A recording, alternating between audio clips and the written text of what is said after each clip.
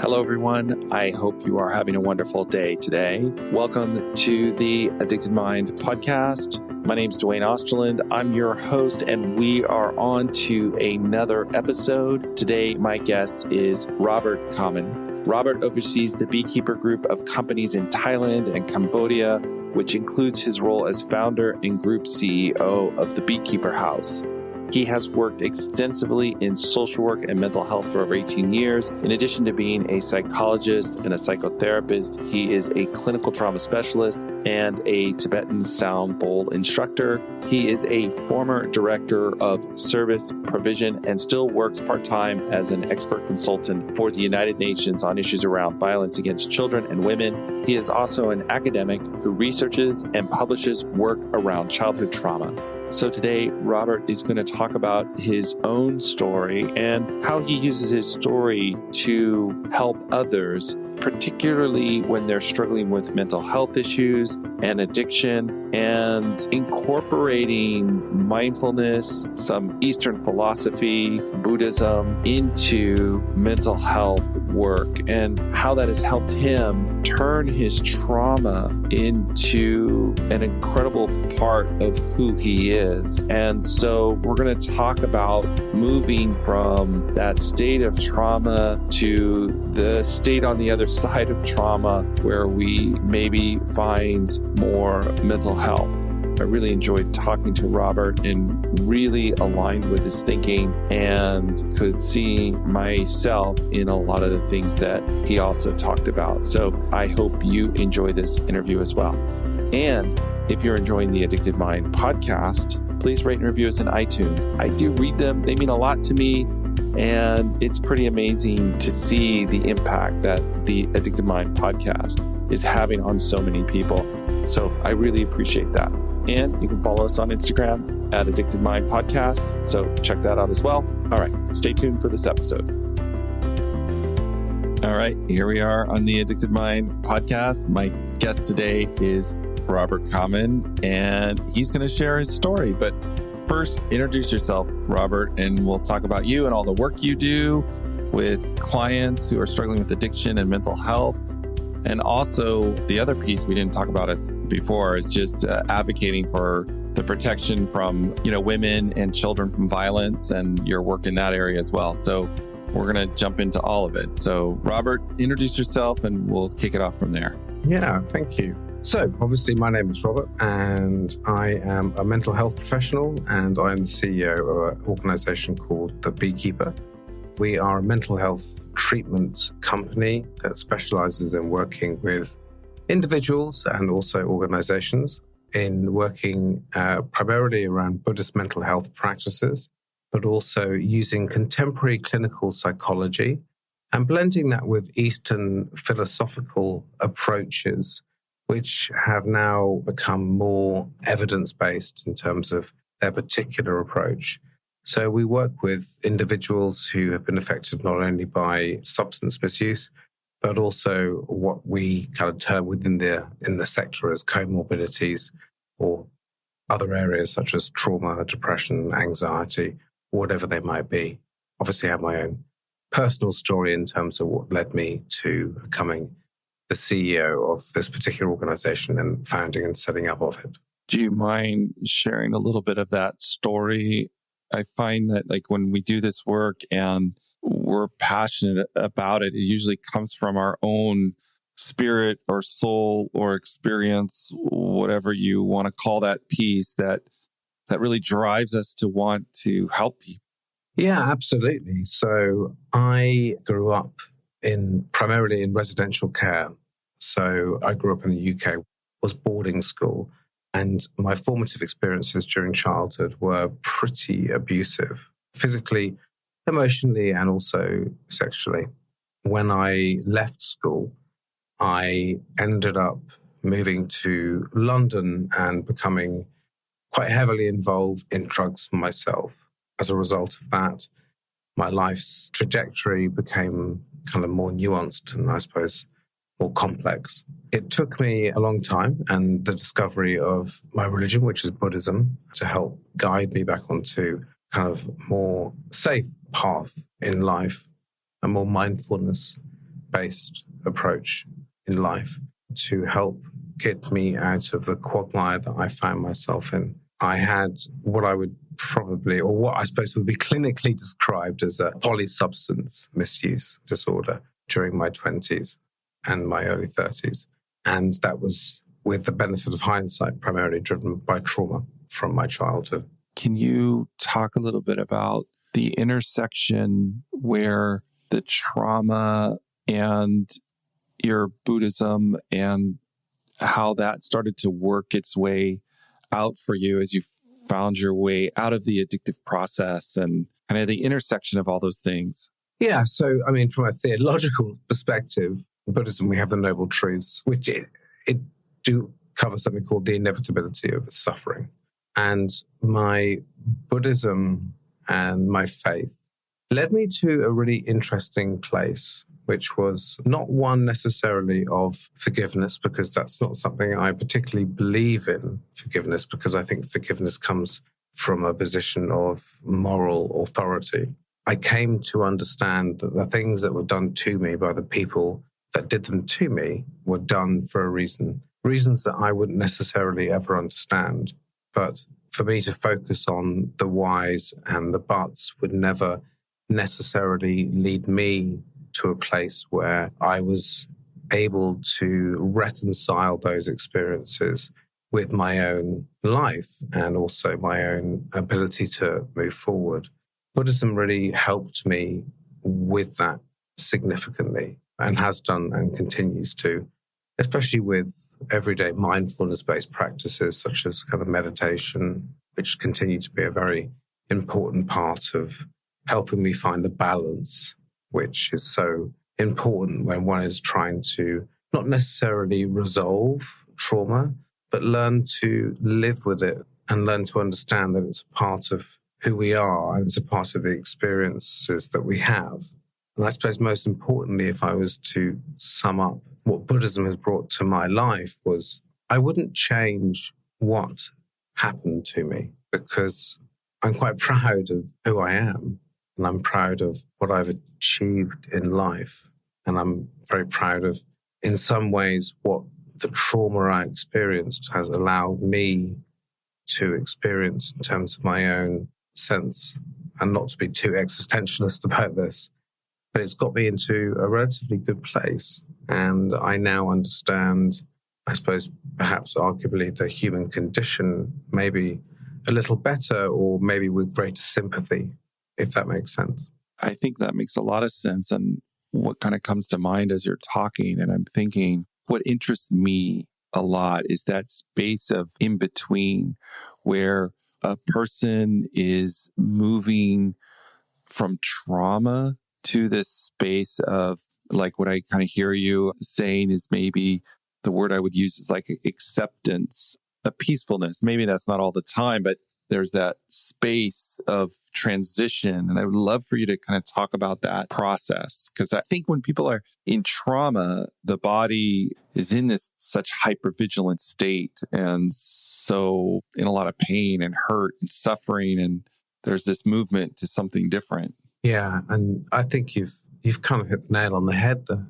A lot of what we do in our treatment is very aligned to, you may well have read the book by Bessel van der Kolk, The Body Keeps the Score. Yeah. Which for me was a seminal publication and is also very important to the way that my company and our clinicians work. In terms of my own journey, one of the ways that I would describe it was kind of spiritual awakening, if you like, although that sounds a little grandiose. And post engagement with mindfulness was the incredible levels of anger I had within myself, which I expressed through rage, through dysregulation, and I also expressed through consistent and ongoing substance misuse, because I wanted to forget or not know or engage with the memories which I did not want to engage with. And what mindfulness and Buddhism taught me wasn't necessarily the thoughts and processes. It was more about my relationship and understanding with those thoughts. Can you, for people who may not be familiar with Buddhism and the Noble Truths. And can you talk a little bit about that so that they could have some understanding about a different way of thinking, right? Like you're in this position, like you said, filled with anger and rage, and finding this other path to see life in a different way. And can you, I guess, maybe help listeners understand that, individuals who may not know what that means, what you're saying? Yeah. So one of the ways, well, there are two ways I try and describe Buddhism, and I'm certainly no theologian by any stretch of the imagination, is I think Buddhism can be summed up pretty easily, which is don't hate and don't hurt, which is a remarkably simple set of principles to live your life by. But I think more importantly is obviously more complex than that.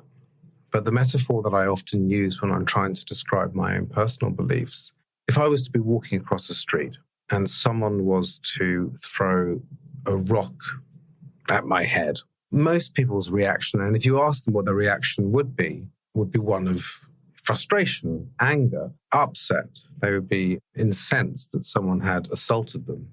They would be enraged. In Buddhism, we try and cultivate a sense of love and compassion is so fundamental to the way that we try and think about life. For me, if someone does something to me, that's just a question of self-perception. The second is, why? Why have they done that? What has led someone to do something which is considered to be socially so unacceptable, personally unacceptable? Right. What has happened to them? What psychological, social, or environmental factors have influenced them so much that they have done that? They've thrown that proverbial rock at my head. What trauma or set of issues have they been through? And that's where compassion comes in. Not, they've thrown a rock at my head. That's a terrible thing to have done, but I'm going to be angry at you. It's more, oh my goodness, what's happened to you in order for you to think that's okay? That's what I was thinking as you were saying too. It's like this transition to this very empathetic, compassionate state that then influences you as well as you manifest that thinking to, even though you've been hurt, to be able to try and see the other. Yes, we very much apply that in the work that we do because life is on a spectrum. It's on a continuum, isn't it? Yeah. And if we're looking at mental health issues, if we're looking at issues around substance misuse, all of it's on a spectrum which requires compassion in order to fully understand how those particular issues have manifested themselves within an individual. And I think that really leads to self-compassion. Absolutely. Self-compassion is incredibly important. Loving kindness and self-compassion. It sounds very easy. And the one thing I will say about Buddhism, a whole swathe of other kind of philosophical beliefs, is that they sound very easy when we talk about them. So, for instance, a very common phrase is, you can't love someone else until you love yourself. And I'm sure you've heard that many, many times. Many, many times. What does that really mean? For me, the bigger question is, do you like yourself? Are you friends with yourself? I'm a great proponent of someone who says, in order to start the beginning of the process of healing, you need to learn to like yourself and be able to sit down, take a long look at yourself and go, I like who you are. I rate you. I think you're a good person. And I think that's a much harder thing to achieve than these slightly lofty goals of you must love yourself in order to love someone else. I think it's a much greater, much harder challenge to be able to say, I like myself and I'm friends with myself. And how does trauma pull us away from that and take that from us? You know, the ability to care for ourselves, the ability to have compassion for ourselves. It's like, how do you see that? And how do you see trauma? It feels like it takes it away. I think it can take it away, and I think it can bring it together. And I would say the taking away component for me in my practice and through my experience has often been with trauma, and it's not isolated necessarily to just trauma, but also other mental health issues within individuals, is that we don't want to feel, and we don't want to feel the pain. We don't want to feel the memories. We want to adjust the way the memories are perceived by ourselves and by others, by either creating a new reality or by using substances or misusing those substances. When you think about the way that the brain works, the Mohican of the brain, when we use substances, we knock the Mohican of the brain offline, and that stops us feeling those symptoms, if you like, or the narrative of the trauma that we want to suppress. We haven't resolved, and we're not ready to start beginning to address. But trauma can also be incredibly healing in many ways. And whereas hopelessness, disempowerment can often be the things that we focus on within trauma, a great deal of people will experience what we call in psychology criterion B traumatic events, which are kind of the worst sorts of events that you can experience, which would then go on to lead to post-traumatic stress disorder or complex trauma. But the majority of people don't develop PTSD or complex trauma. They develop post-traumatic optimism. Yeah. And within our own narratives of complex trauma and PTSD, just because one doesn't develop a degree of optimism within 1 or 2 or 3 or 5 years doesn't mean that we can't develop that optimism later on in the arc of our recovery. And that can be achieved through compassionate-based thinking or mindfulness-based thinking. It can be achieved through a whole range of different approaches, but it's certainly something that's available to us all. It sounds like as you work through this, you get to be able to see what I hear you describing, like the duality of it, that there's more parts to this than just this one piece that fills you with a lot of pain. There's this other part of it, and it can be a real gift to you in a way, like you said, post-traumatic optimism, where you can take that trauma and it can be a force for good, for healing, for helping others, for, doing these things that are good for the world. Absolutely. I think in its most extreme form, I was sexually abused when I was 7 years old, from the age of 7 to the age of 12. And rather oddly, if you were to ask me the question, would you change that? The logical response would be, well, of course I would, because no one wants that experience in their life. But then the counterpoint to it is allowed me to achieve an incredible level of understanding of my own psyche, my own subconscious, my own understanding of what relationships are. It's been a painful and it's been a very difficult journey. And it's one that continues to have its own ups and downs. But then it creates the inevitable question, would you change it? Because that then creates the question, would I change who I am today? And I have a wonderful family. I have a wonderful life. I'm surrounded by people that I care about deeply and know me, see me, understand me for who I am. I'm very public and honest about what got me to where I am. And would I change it?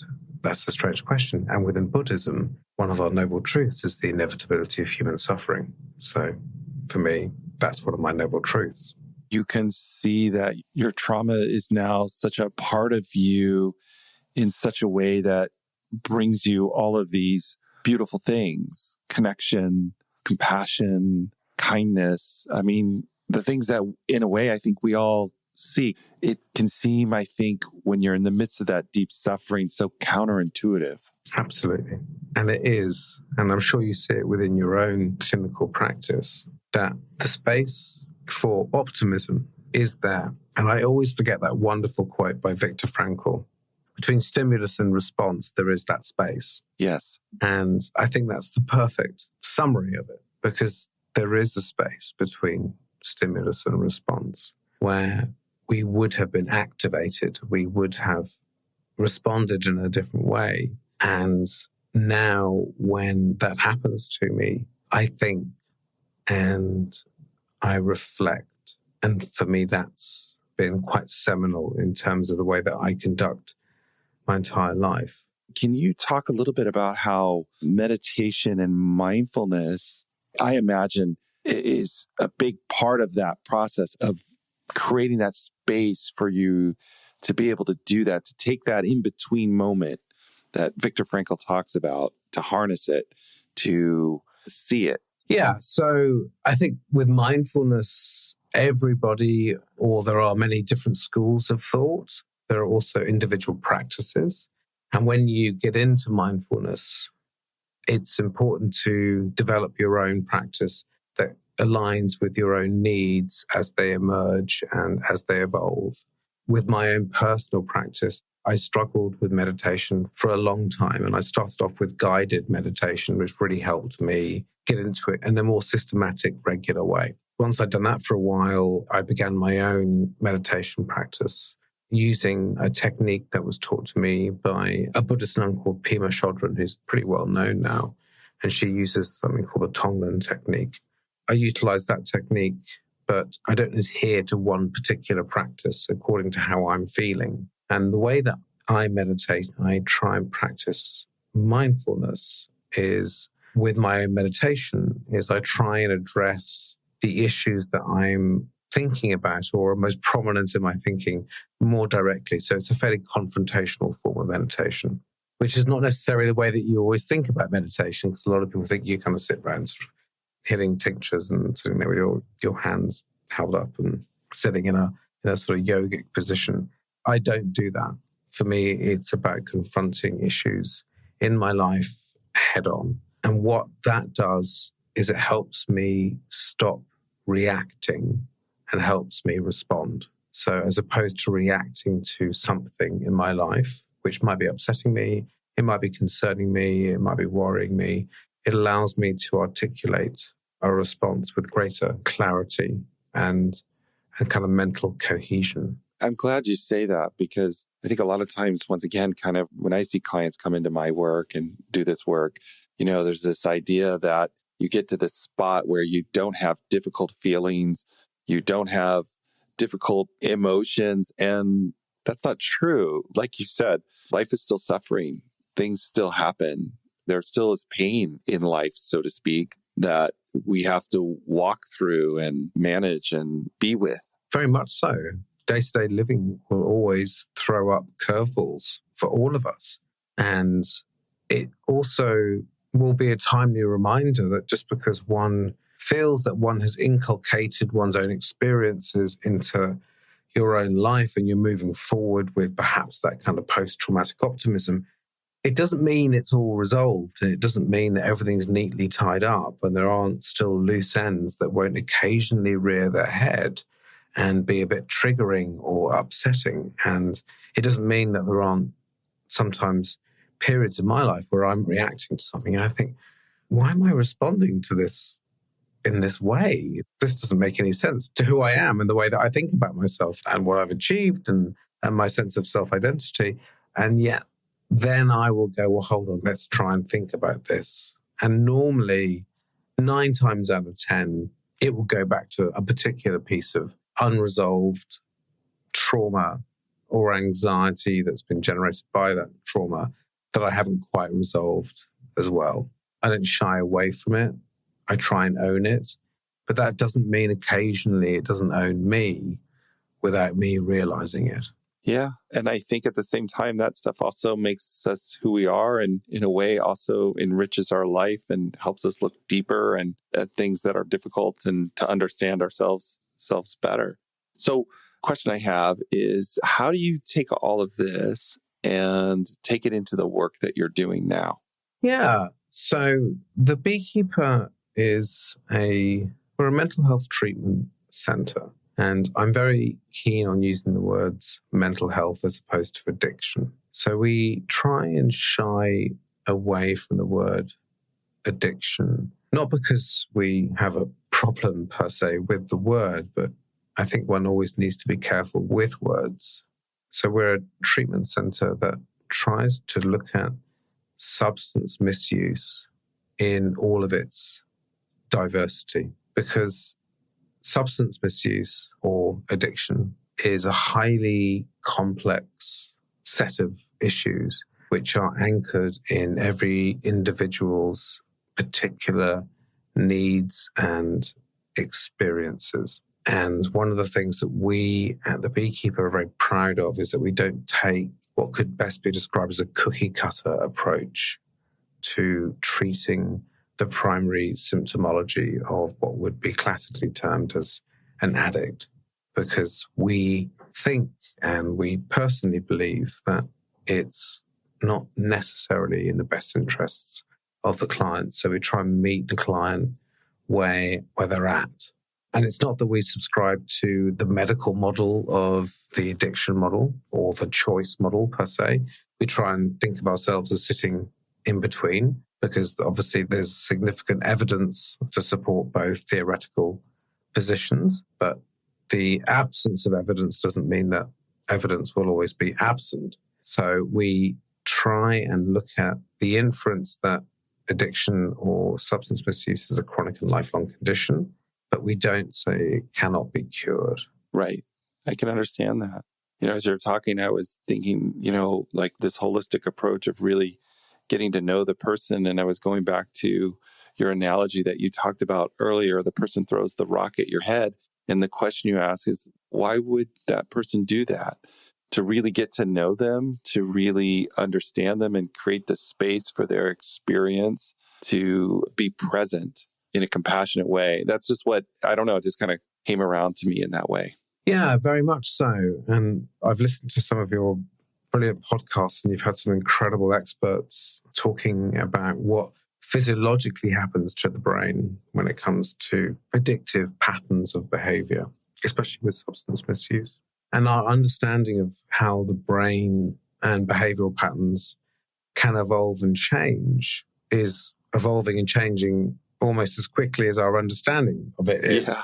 So obviously our understanding of elasticity of the brain is changing hugely.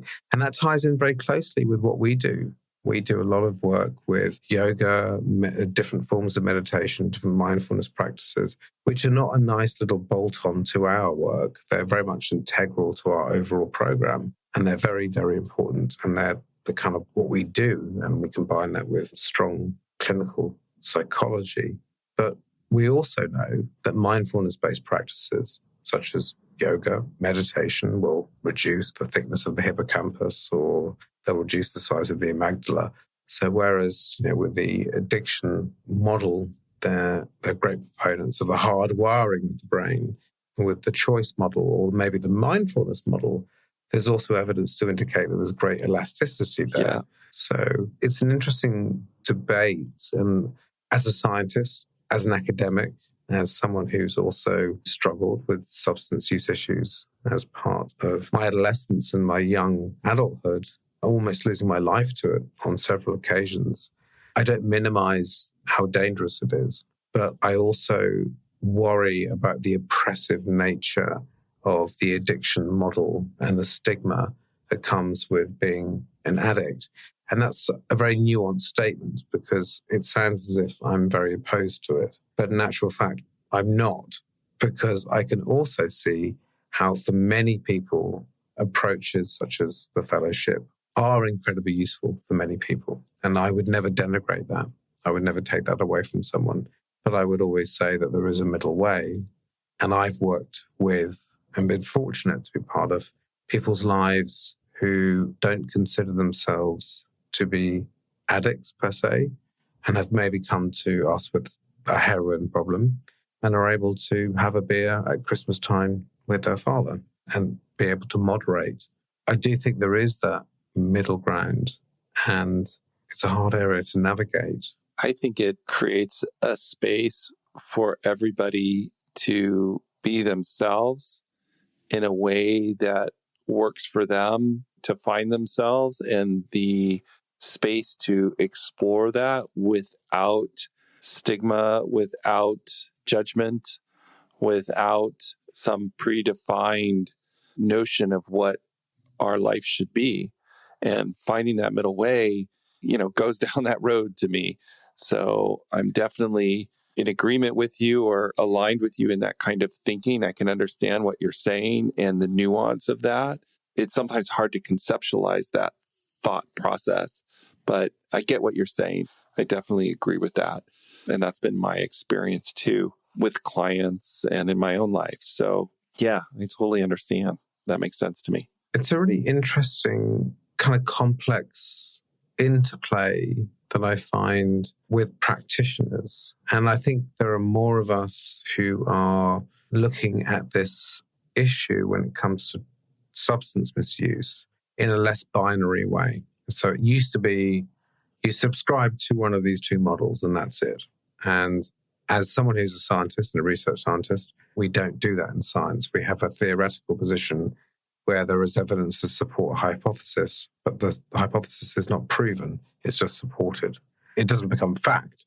So for me, I've always been very curious and will always be curious about how the science evolves around humans' relationship to substances and the interplay with mental health and looking at substance misuse as a symptomology of mental health issues. Now, I've seen a great deal, especially in grief counseling, of the phenomenon of kind of temporary alcoholism, where a client would come to our services and present and hit the DSM-5 criteria for substance misuse for alcohol without a shadow of doubt. But they've just lost their 5-year-old son. Right, yeah. And this would continue maybe for 18 months. And then after 18 months and some good talk therapy and the appropriate support, then they are no longer classified under the DSM classification as an addict. So under other classifications, they would still continue to be an addict. The ability to make room for all of these different ways of being, that there's not one thing here. You know, it's like a quote that I love, beware the tyranny of the one right way, right? There is no right way. We have to find that. So, okay, Robert, we're getting to our time. As we wrap up, I love to ask every guest just one question. And that's, if someone out there maybe is struggling in some way and you could tell them one thing, what would you want to say to them? What would you want them to know? I would always say the same thing, which is what I would have wanted someone to have told me in my darkest hours, which is there is hope and someone does care. You might not know who that person is yet. You might not have met that person, but I promise you, as long as the day I live, they do care. And people will always surprise you. Thank you, Robert. Thank you for saying that. That is beautiful. Where can people find you? How can they get a hold of you? Yeah, so my Instagram, my social is @RobCommon on Instagram. And then we are beekeeperhouse.com for the website as well. So people can connect with us and we're always open to supporting individuals as well. And I support as much as I can on my Instagram following too. Thank you, Robert. Thank you so much for just coming on and, sharing your spirit, your wisdom. I really appreciate it. All right, everyone. Thank you for listening to The Addicted Mind. As usual, all the show notes will be at theaddictedmind.com. So check them out there. You can get all the links. Everything you need about this episode is there. And if you enjoyed this episode, share it with a friend. And don't forget, click the subscribe button. All right, everyone. Have a wonderful rest of your day. And I will talk to you on the next episode.